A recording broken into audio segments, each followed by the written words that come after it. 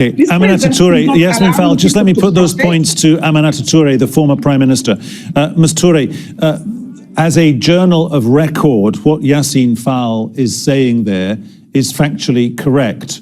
The three significant opposition leaders who have stood against the incumbent recently have all been, in effect, airbrushed out of the process by a use by somebody or some people of the legal system. Well, let me just maybe speak to the situation right now, and my greeting also to Yassin, who's an activist and a great woman rights defender and rights defender. I do think that the situation as we speak, is concerning, that for sure.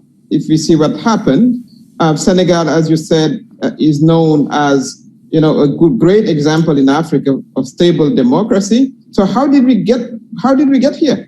So I think it's a very important question.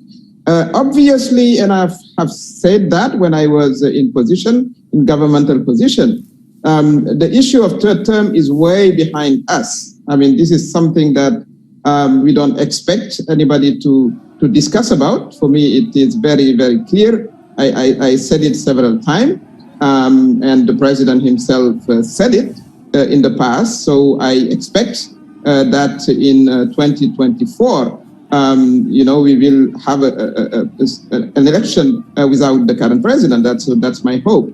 But what happened is that for a year, a COVID impacted year, the economy of the country, took a terrible hit. And as you know, we do have an economy that is 80% informal. And that's where usually young people, get some earnings, being in shops, in small tradings. And for a year of curfew, of course, they got terribly impacted. Okay. Some of them tried to join Europe. 500 people died. So this added to the frustration of not being sure about the democratic future, that for sure. Okay. Aminata Touré, as far as Macky Sall is concerned, can he continue to underpin his existence as the incumbent by this idea that he may want to reheat the idea of going for a third term? He went there in 2016, it wasn't received very well, and we don't have any guarantees that he won't try it again. Well, let me tell you that I'm not speaking on his behalf to begin with.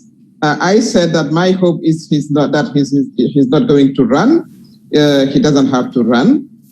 He has to do his third term and terminate this one in peace, and make sure that he take into consideration the demand from the youth, because I think that's the challenge that we are facing, and take sound economic policies that will generate jobs. Because one of the desperation of young people taking the sea or taking the streets is that they don't have jobs, even though some of them might be very educated. That's the bottom line. That's what he has to solve by making sure that he can support and promote national production.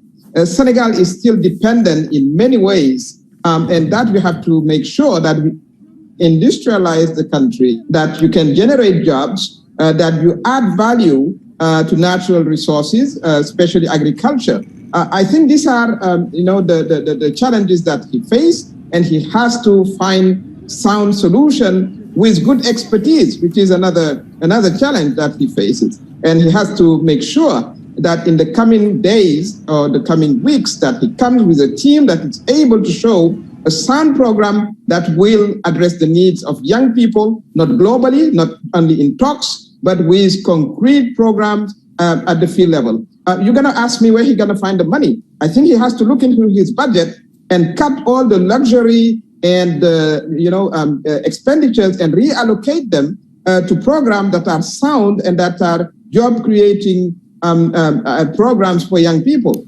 So it is time for him, for the 3 years left for him, to sort of give a clear answer to young people. Okay. But just let me, as we head towards the end of the program, Aminata Touré,